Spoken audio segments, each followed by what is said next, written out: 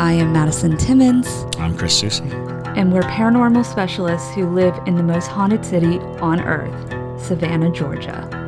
Every day is Halloween in our line of work, so join us as we spin true tales of haunts, murders, and disturbing Savannah history.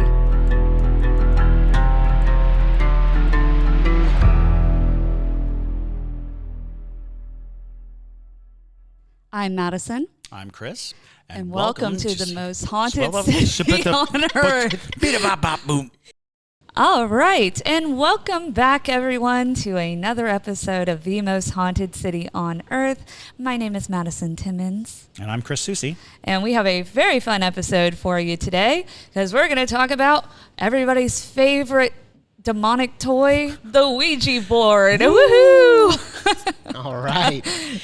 We actually had a really interesting question come in from Isaiah, but we met him. He came to the Savannah Underground. He came to one of our first shows. Yeah. And I think he was just awesome. It's Southern Specters. It's Southern Specters. Yep. But he is just absolutely he was the nicest guy. I think he brought his kid, if I can remember it correctly. It was really, really cool. So let's go ahead and listen to the message that he sent us. Hey guys, this is Isaiah from the Southern Spectre podcast. Just wanted to take a minute to tell you I really love the show, love the camaraderie, love the chemistry that Madison and Chris that you guys have together. Really enjoyed it so far. With that being said, I actually have a question for you both. Me and my wife, a few years ago, we actually found at the bottom of her grandmother's chest of drawers, we actually found a Ouija board that had been nailed to the underside of this thing. So the face of the Ouija board was pointing down toward the floor. Why would anyone do this? Aside from trying to level out the chest of drawers, any idea why anyone would do this? You guys keep up the good work, and hashtag ghost heroin, hashtag just say no. Y'all stay spooky. All right. Thank you so much, Isaiah. Y'all check out his podcast. Seriously. Hashtag ghost heroin. Oh, yeah. God. Is this our brand now? So that should jumpstart a conversation about Ouija boards. What do y'all think? Oh, boy. That is a loaded subject. There are so many avenues to go down. And I think that the very first thing to be said about a Ouija board is that it was derived and created and entirely manufactured in the late 1800s. It is a product to begin with. What it grew into is a totally different story.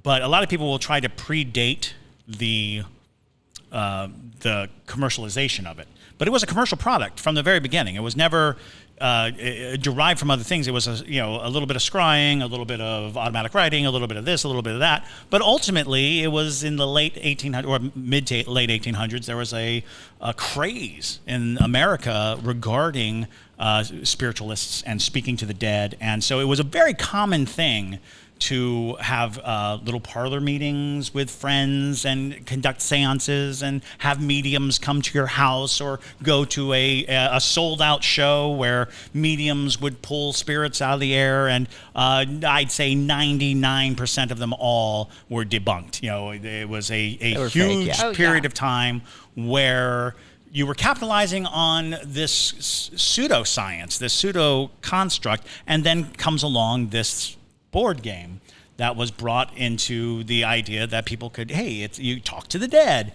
And it wasn't oogity boogity, because they weren't oogity boogity about it. They were like, this is a legitimate tool for this cause, but it was always an entertainment. It was always something that was meant to be entertaining. And I want to say even like the Milton Bradley version that you can get, it's like good for ages 8 and above. Yeah. It's meant to sort of feed on our individual interest in the paranormal and the supernatural in an innocuous way, in a way that doesn't necessarily inherently mean evil. That being said, don't use a Ouija board. I really feel strongly against utilizing a Ouija board, and not for inherent evil purposes. It's just,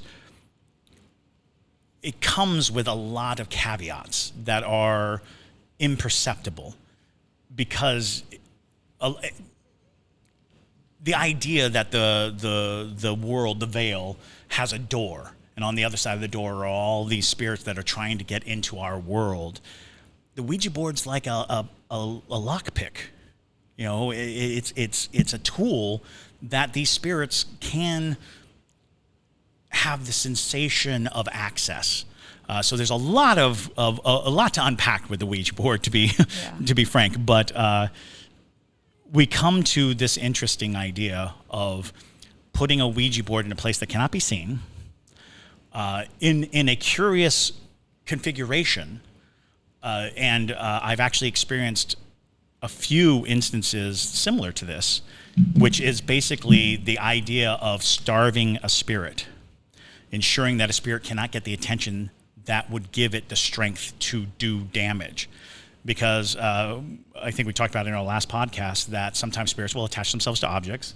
If a spirit attaches itself to a Ouija board, it's a very powerful entity. And the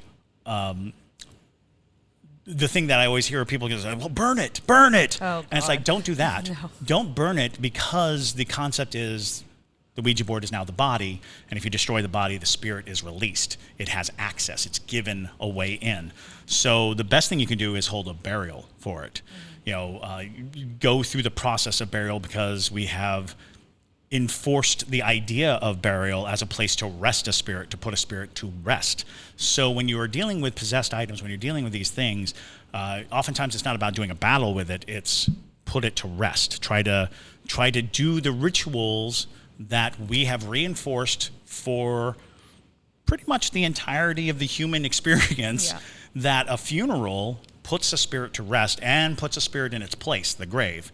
So that is a common way to approach it. Gotcha. So by putting it somewhere that it cannot be seen or used, you're basically having a spirit not able to access the human life energy.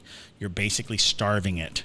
And it's possible that there was a very powerful and very detrimental spirit attached to this board to go to such extremes.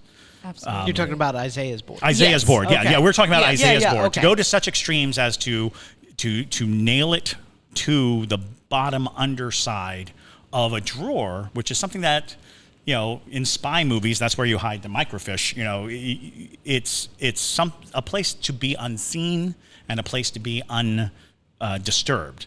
So yeah, that's fascinating. Yeah, I would definitely say I have some thoughts about multiple aspects of that. I completely agree with trying to put it in a place where it can't be found, because Ouija boards are notorious for, if you throw it away, it'll come back. It just shows back up. It's happened to so many people because it's now got something attached to it.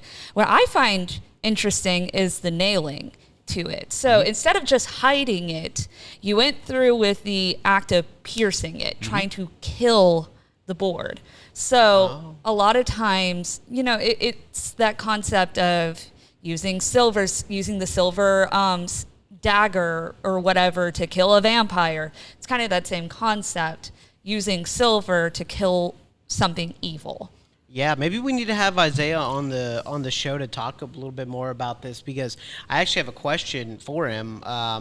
You know, how many nails were in the Ouija board? Was it 3? Because it would make sense that it was either 1 or 4. But if it was 3, maybe that was more of a. If it was 5, of a malevolence. That's if it's 12, there's a lot of variations on it. And were they copper? Yeah. Were they iron? Exactly. You know, the fact that certain metals have properties and certain beliefs to bind and hold. The act of piercing and attaching something, you know, that is pretty telling as well. Yeah.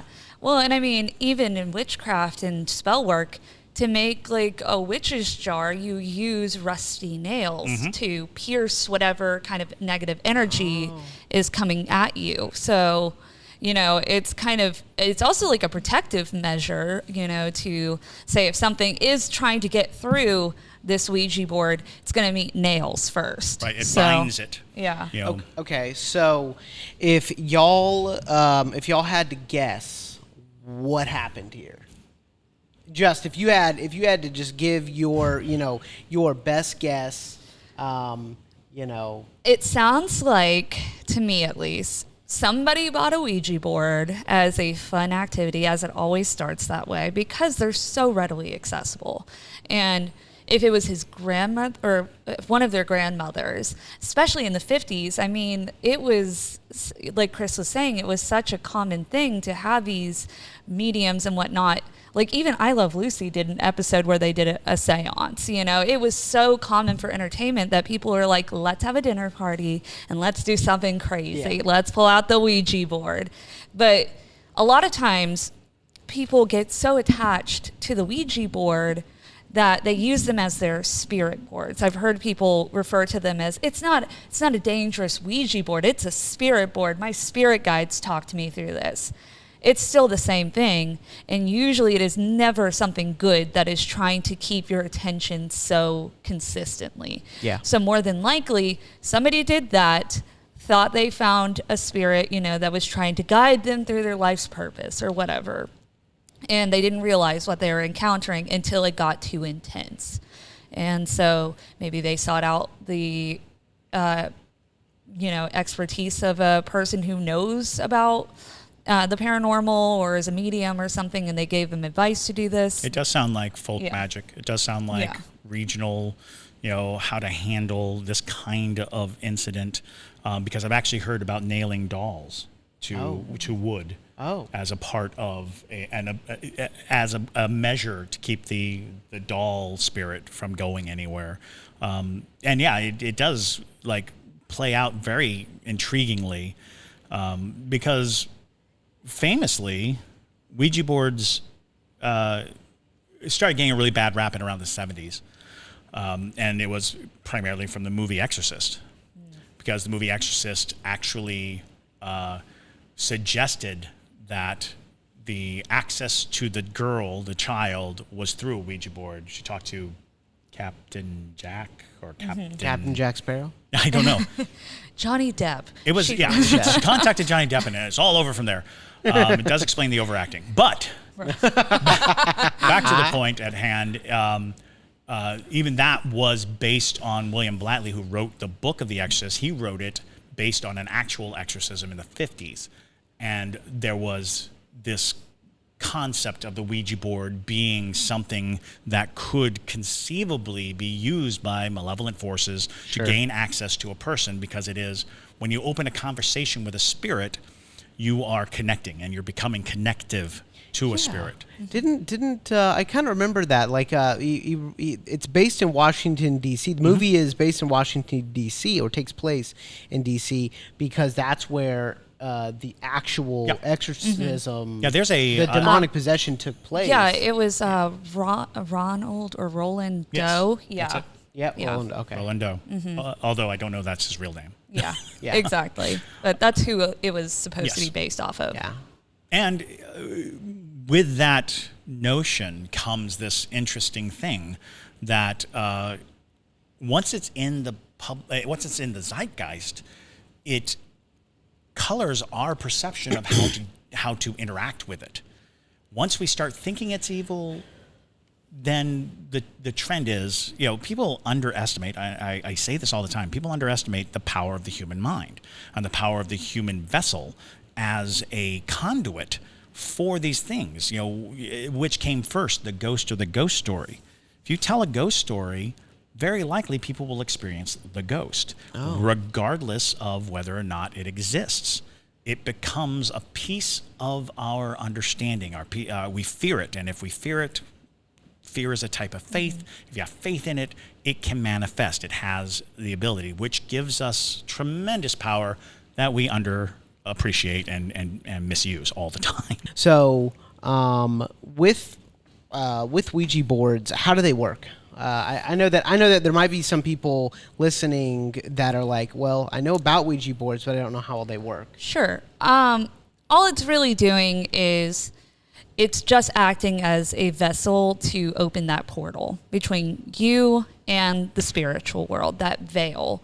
It's just acting as just the opening. So pretty much you're putting your intentions into this board, which you can do with a lot of different objects. It doesn't have to just be Ouija boards, but Ouija boards have become a part of pop culture of being the one thing that you know for a fact that everybody knows can get you into the spirit world. So pretty much when you put your intentions in by putting the planchette down and are like, all right, I want to talk to Marilyn Monroe. I want to talk to whoever, that is just opening the gateway, essentially. And that's when spirits can come forward and they can start doing that. But people also don't do the protective measures when it comes to communing with the spirit world. There's a lot of steps you should do before that, but because it comes in a board game box and you can buy it at Target, people don't think like, well, maybe I should do a cleansing ceremony and a protection ceremony and things like that. Maybe I should call forward my spirit guides as a protection barrier. It's things that you would normally do in witchcraft when you're doing spell work or communing or things like that. But what I meant was, no, that was awesome. But what I meant was, like, if we had a Ouija board right now, how do we start? You put the planchette down. Okay. Everybody touches it. So you're putting your energy into that planchette. The planchette is the little glass. No. The oracle. Yeah. The oracle. Yeah, okay. this thing. Gotcha. Yeah. That thing. But yeah, so you put that down. Everybody touches it. Okay. And that's putting like however many people's energy into that. And by saying, like, I would like to contact whoever, that opens that gate. That's how it works. Okay. And that gate is like open now for anything. Yes. Is the idea. Yeah. Yes. Well, it's not a telephone. Yeah. So when you say, I'd like to talk to Marilyn Monroe, the chances of contacting Marilyn Monroe are about the same as trying to contact Marilyn Monroe. Yes. It's very, the other side is not a directory. You don't get to just choose who you talk to. Whatever's closest, whatever's strongest, whatever has the ability to communicate, that's what's going to come through. And it's always worth noting, like on the opposite side of that is a lot of people believe that by putting your hands on this planchette and by moving it around, you are actually, you yourself, your body is transmitting intention and concept. And if you wanted to go the debunker route, you are actually controlling it by not controlling it. You are actually uncovering subconscious conversation and material. You'll see a lot of people debunk tools that people use spiritually, like divining rods. You can hold a divining rod and you can will it to go whichever way you want, and people will say that's proof that it's not real, whereas you are the conduit, not the rods.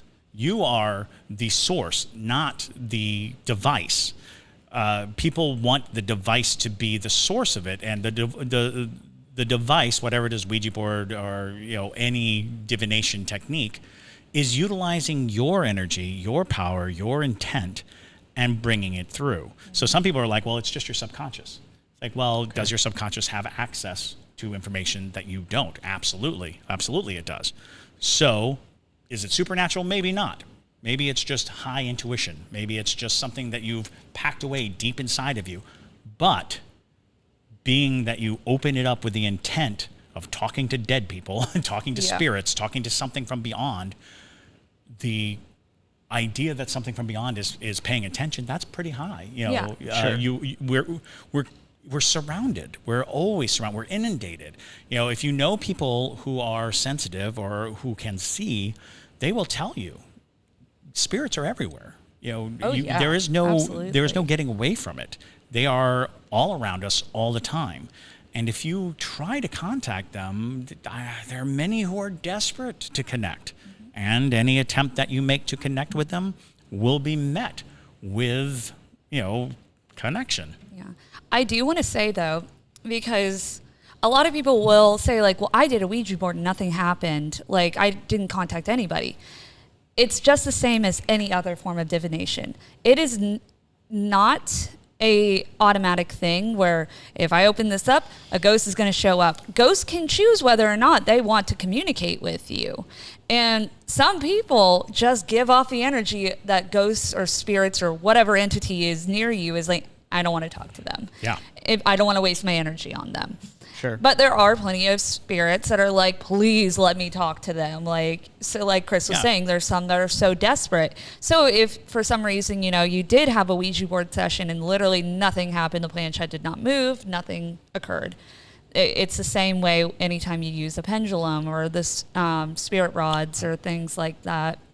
Sometimes things just don't come through. So what makes a Ouija board so dangerous? It's the intentions behind it. Because everybody knows that Ouija boards are used for contacting the dead in that way. Okay. And which makes it different from other forms of divination. So like with pendulums, it's for yes or no questions a lot of times. Tarot cards, you're trying to get a message from specific spirits, and usually what spirit you're trying to contact because it's usually your ancestors or your spirit guides. And it uses symbology. Exactly. Symbols are far more or far less intrusive than full spelled out words. Exactly. Full spelled out sentences.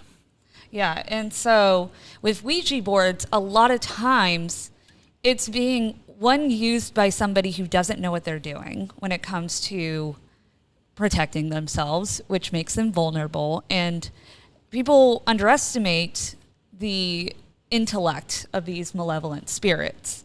They know, they've picked up on the fact that, people who are not super familiar with paranormal or any kind of psychic abilities or divination are oftentimes the ones using this, because people who do have more of the experience, they're not going to lean towards a Ouija board in general.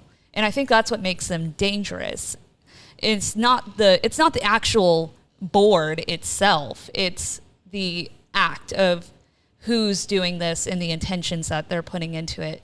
Because it is the case that a lot of times it's people who are so desperately trying to reach out to grandma, or they're in such a hurt place, in such a vulnerable place in their lives, that they're so susceptible to these evil forces. That makes a lot of sense. And you'll hear lots of stories about people who follow the obsession train, and never use the Ouija board alone is a pretty standard rule. But the concept is that the spirit will tell you what you want to hear, will fill you with all kinds of information to keep that rapport and that connection going. Because the longer you connect with it, the more life and the more energy and the more force it has, and the closer to this world it gets. I always say that once a spirit gets through a board and is actually actively communicating, it will not let go of that board. And it'll say it's Marilyn Monroe. It'll say it's Elvis Presley. It'll say all these things. But the bottom line is it's probably just the same spirit who has the stranglehold on this form of communication. It's hogging the communication. So you can't say goodbye, and it says, okay, bye. It won't let go. No. Because it's almost positive. It on can't this side come of the through. When you veil. say goodbye, you're actually shutting the communication down. But the next time you start, you're not getting a new spirit. It's it's going to be the same one. Oh. It'll be that same So what spirit. if you buy another Ouija board and then just don't nail that one to a dresser? I mean, or a piece if you of want to wood. just spend all your money on I was gonna Ouija say boards, that- you could. In that theory. makes sense. It would make sense that that a spirit would not risk letting go of one thing to go to the next because it had success. As far as it's concerned, it got a meal, and if that's where the food comes from, it's not going to go over here where food might be. Sure. When it knows that food was here. Absolutely.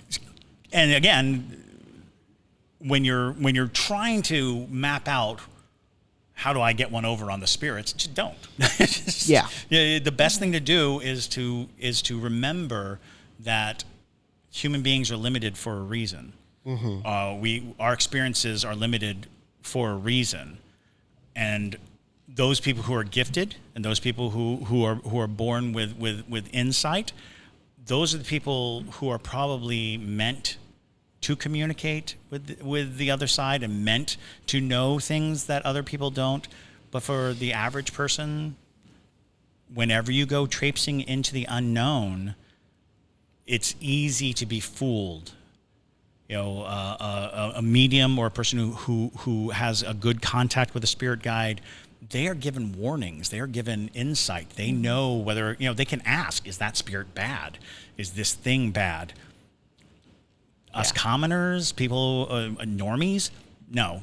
We don't have that benefit to know whether a spirit has ill intent until it's too late, until there's damage. Yeah. And once there's damage, it's probably going to get worse and worse until something is done. Yeah. And as somebody who does have that ability to kind of connect with spirits in that way, I have a very clear sense of when it's my spirit guides talking or my spirit guides coming through, because I have that connection with them, and I've had that connection with them my whole life. But for somebody who has no idea or can't feel these things, of course, that's very confusing, you know? And just full of wonder. Oh, that's of another course. thing is when you go through your life thinking that there's something else out there, and then you find some way of experiencing it, it's the heroin. Ghost heroin. Ghost heroin. It's this, there's a whole world of experience that I am not privy to, but I have this way to get to it. I now know how to conjure the scenario where I get to see, feel, and have these things. But the danger is, without some form of spiritual guidance, you might be walking right into a trap. And I will say things like, "Oh, that's evil," or "Oh, that's dangerous." It's not that it is exclusively dangerous. It's that the threat of danger is high enough for me to say, "Don't do it." You know, I will go on record every day, all day long. Don't do Bloody Mary. And that is just me saying, I don't think it's a good idea. I see. Because, you know, by all rights, Bloody Mary is a childhood prank, but it is a type of divination. It is a type of calling. It is something where you are trying to see a spirit, and you're using a ritual that is widely accepted throughout the world as a way to communicate with a spirit. And like I said, spirits will adhere to the rules if it means having a little spotlight, having a little time. And so, you know, whether you believe in the entity itself, you have to know that there is a desperation to be in this plane, the plane that we exist in. Just as desperate as we are to see into the next plane is desperate to see into ours. And there will be forces that want to take advantage of that and want to come out and make their, you know, stake a claim in our world. I think we talked about Slender Man. Knowing that Slender Man does not exist, knowing that he was invented, knowing the person who invented Slender Man, does not change the fact that two girls tried to kill, or did kill, did they? Yep, they did. Two girls killed another girl Slender Man, trying to gain favor from Slender Man. And the danger there is, we look at it and we say, that was delusion. I was like, no, that was faith. There's a difference. That was them believing in There's that. them believing in it. Can you create your own Ouija board, you know, like just off of wanting to, you know, like having those intentions and trying to communicate with the dead just right there in your mirror or just like anywhere? You know, just I mean, you can literally just create a portal anywhere you want. Oh yeah, absolutely. It's all about intention when it comes to things like that. If you want to see a spirit badly enough, you'll get something. Yeah. You know, it's, and you hear it all the time with children. That's what children will too. talk to statues, and you'll see them talking to a statue and interacting, like taking pauses as if the statue's talking about it. They'll talk to their dolls. They'll talk to, you know, they're in Poltergeist. The little girl uses a toy phone to talk to her grandmother. That is from stories that people tell about small children with toy phones talking to dead relatives. Ooh. It's a common thing. That's creepy. Because it has this kind of interesting notion of, well, that's a telecommunication device. The child at the very base understands that and thereby uses it to speak to past relatives or just relatives that are really far away, and some people even say that psychic links can be built that way. The child will get information from a relative who's really, really far away utilizing this plastic toy phone, and that's because they have imbued it with the ability to do so. So it's a scary concept, but we manifest so much of the spiritual access, but we don't have control over what comes through. So my next question is, what's the difference between? Well, I know the difference, I guess, but when you open up a portal via a Ouija board, you might get a demon, you might get a really sweet spirit, you might even get your grandma, but you also might get a malevolent spirit. How do you know that you're talking to a demon or malevolent spirit, one that was alive but is just Jack the freaking Ripper? You don't know. You don't. That's the problem. And so especially if you are not tuned in to your abilities in that way where you can sense the energies of these different spirits, because they all have different, it's hard to explain in the way, but they all have different feeling to them. You can feel the different energies. You can feel when something feels off, when you're in touch with that. Like how I said, I can tell when it's my spirit guides in the room or if it's Jim or house ghost. I can tell the difference between them because they have totally different energies. Okay. But if you're not tuned into that, they all seem the same to you. So it's like... And they will lie. And they will exactly. lie and lie all day long. And that's a true danger, is they lull you into the sense that you are getting progress. Exactly. Yeah, that's creepy. You may never know. And that's the scary thing is you might be talking to a benevolent spirit. You might be, but you also very much might not be. Well, and that's where children also fall into the scary side of that too, is because they're way more open to anything already. Sure. But they're more likely to get the or malevolent spirit or the demonic side of entities because they're such a bright energy themselves. They're such a bright light, absolutely. And so demons and malevolent spirits, they look for that. Oh yeah, because they want to take advantage of it because they have no conscience. In general, with Ouija boards, because I think it's so commonly used by people who are not well versed in it, I'm sure that spirits have picked up on that pattern. Because in my opinion, I think you're more likely to get a demonic or malevolent spirit with a Ouija board versus tarot cards, because tarot cards know you got to have at least a certain understanding of divination and things like that in the spirit world. It requires translation. Exactly. It is not direct conduit. It's not a direct communication, even to the tarot reader. They are divining from symbology, and they are getting trend of energy, and that, if something malevolent is there, they can get that trend long before the spirit has any access. I see. So, because cards have been used to divine patterns of energy for a long time, since the 1400s, I think. So when you think about it, the difference between having a conversation with someone and having someone draw a picture, hand it to you, and then have you interpret it. Yeah. It's not direct. It's not words in your ear. It's Exactly. not, that access point. And I always liken it to, what you have to imagine is that there is a black, never-ending darkness. And when you touch the planchette of a Ouija board, you're turning a light on. And that light is shining in this vast blackness. And all of these entities see the light, and they're just drawn to it. And they will come to that light, and they will fight tooth and nail to be the one to be at the light.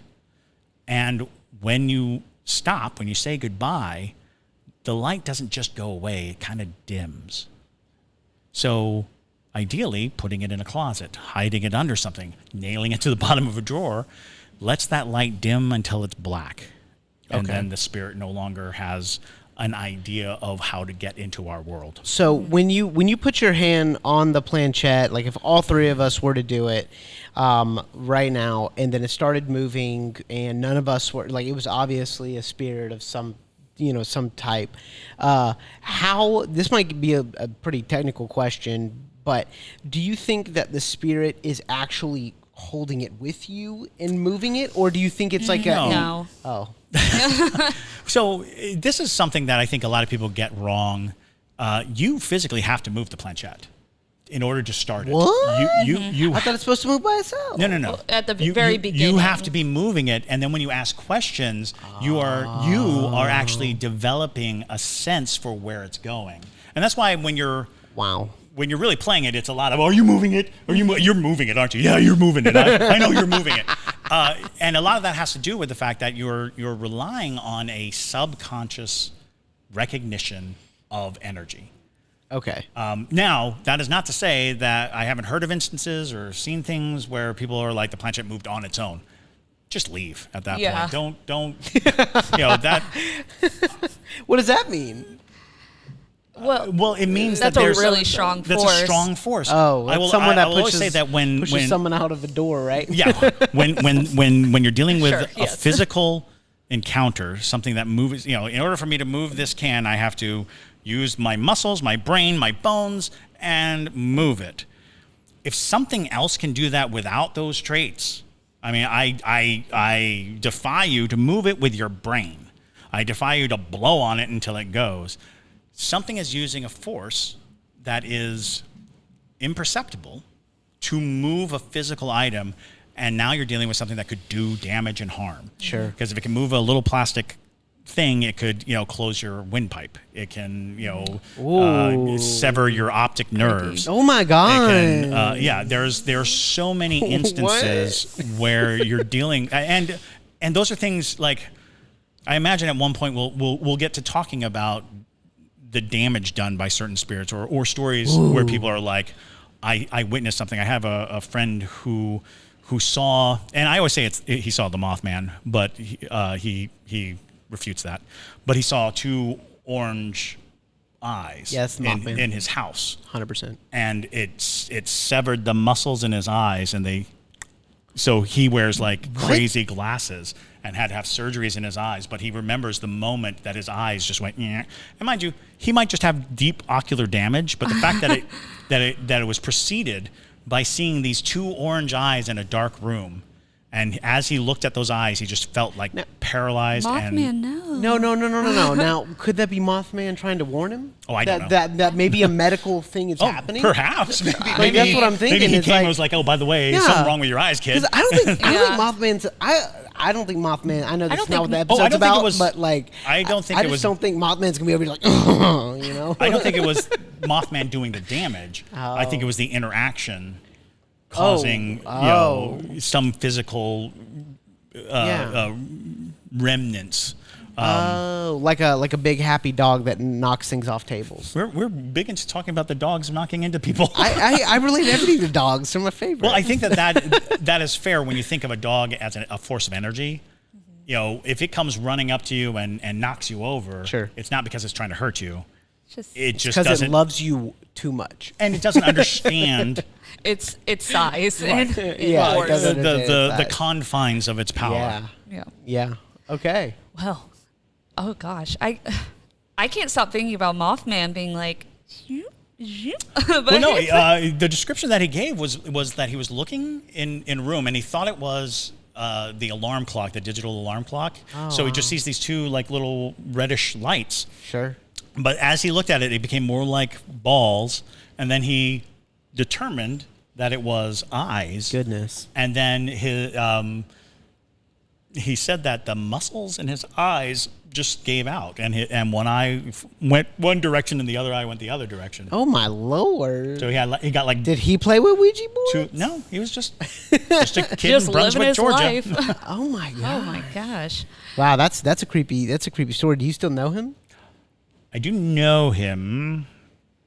I can reach out to him. Yeah, reach out to him. I'd love to. I know our viewers are going to be like, part 2? Yeah, I know. Part 2? Part 2? Again, I don't Yeah. follow up on these stories. And I never think about it. I never thought, well, this That's one day creepy. I'll be on a show and I'll be talking about, Josh in his eyes. But here I am. Yeah, here you are. Hashtag Josh in his eyes. Maybe there's like an ocular mythological creature that's like, hey, have you been to the eye doctor recently? Have you got your annual checkup? You should. It's funny because another person I know who saw red eyes said that every time he blinks, he can still see them. Like when you look at the sun. Oh, wow. Yeah. Like it's like a leftover. Yeah, like a burn highlight. in his retina. So like when he blinks, he says he can still see them. And he had to take like a desk job because it would distract him while he was like out and driving and stuff. Goodness. So, yeah. All right. So what is the best way to destroy a Ouija board? I mean, like, let's say one of our listeners is in a real bad place right now. They played with the Ouija board the other night, and now every single night they have, an old lady whispering in their ear really uncomfortable things. I don't know. That just came off the top. I was going to say, don't once know. it's passed from the board, you're in a board whole is not. different Yeah. So situation. now you have to deal with the problem. It's like the infestation has started. It's like roaches. It's like don't live in a dirty place if you don't want roaches. Well, okay, so if we're just going off of, you have a Ouija board that you have identified has a malevolent spirit attached to it, I would definitely go about the route of burial. Usually returning Or ritual, something of that nature, because typically burial is the best way to end a spell, end a curse, end things like that, close that portal for good, because it's what we've identified as, like Chris said, the final stage of life, final stage of existence is when you are returned to the earth. So, go about doing a full burial. I would personally wrap it in some type of cloth or something and then go about burying it. Don't leave a headstone or anything. Don't leave any marker of it. Cover it in some kind of protective herb or something like that, even rosemary. Speak words of meaning to you. Yeah. And give it to Chris, or give it to Chris, and he'll put it in his trunk. Isn't that right? And Gosh. Megan won't let him bring Megan it won't in. let me bring it into my house. And it's interesting because I can't tell you how many stories. I'm even privy to a story of a Ouija board finding its way back to its owner after being moved. So nailing it in place might be a case in which they tried to get rid of it and it came back. Interesting. Very And so they're interesting. like, well, we're going to get rid of this chest. Let's nail it under here, and it won't find its way back. Wow. Kind of an interesting. I was like, because that story is so common that you're like, well, I'll just get rid of it. I'll sell it. I'll give it away. I'll put it somewhere that it'll never. Sure. And then it shows back up at the person's house. So that might be one of the reasons why it's nailed under Absolutely. under the drawer, just to keep it in place. Well, and I kind of touched on that earlier too, of like people throw it away and they're like, oh, it should be gone for good now because it's going to the landfill. It doesn't work that way. I agree. And you hear that with haunted dolls too. Oh, absolutely. I even think that Annabelle, arguably the most famous haunted doll, part of her story was they tried to get rid of her and she turned back to the house. Well, Annabelle got to them because somebody was trying to get rid of her. So it's like, So, there you go. Burial makes sense because it is ritualized and recognized pretty universally by humans as the end-of-life activity and a measure to put it where it needs to be. Immobilization, just don't destroy it. That's the big thing. Lots of people want to burn evil things. Burning as an act is an act of release, not an act of binding. You're not binding something by burning it. You're actually releasing it from the bonds that it has. You're actually burning away the thing that holds it in place. Same with like tearing it up or ripping it apart or breaking it or anything like that. Right. Oh, yeah.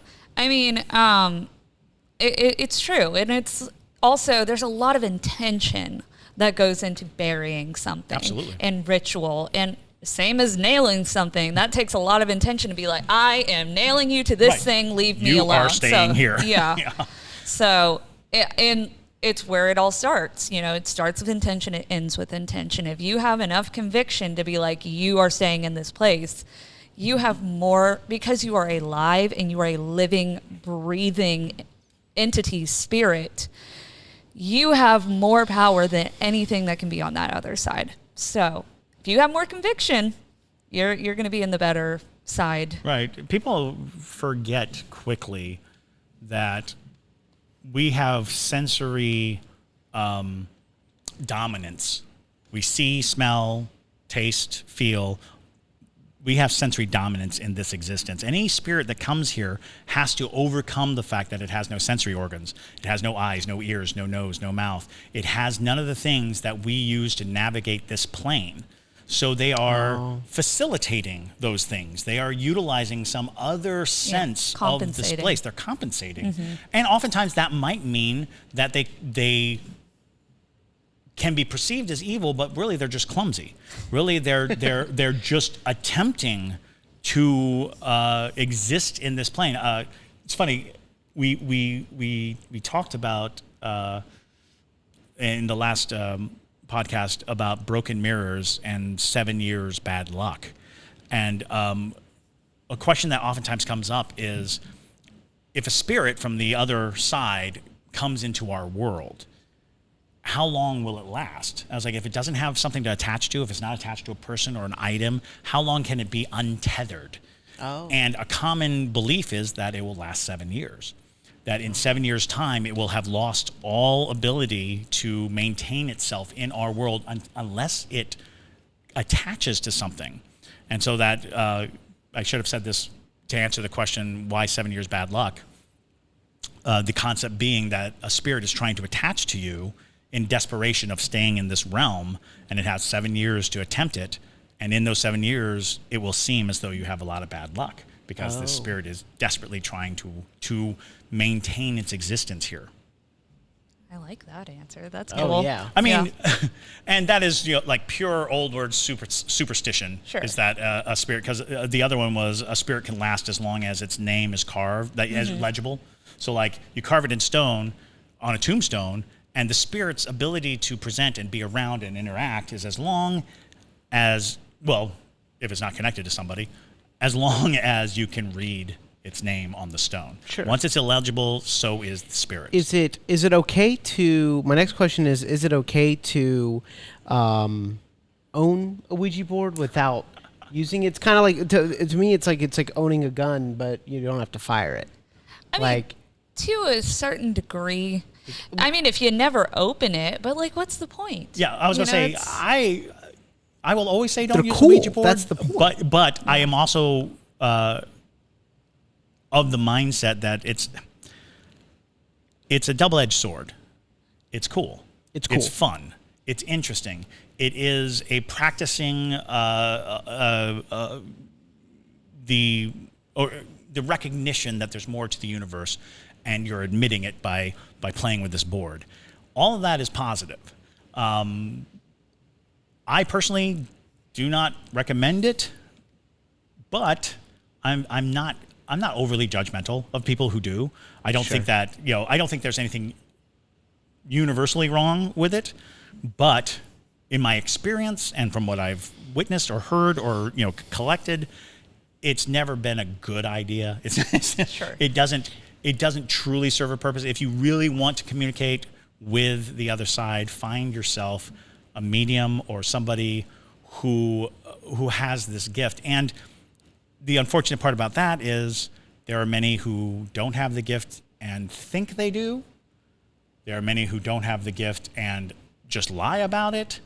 So, finding authentic people who have a gift is very difficult. It's very rare.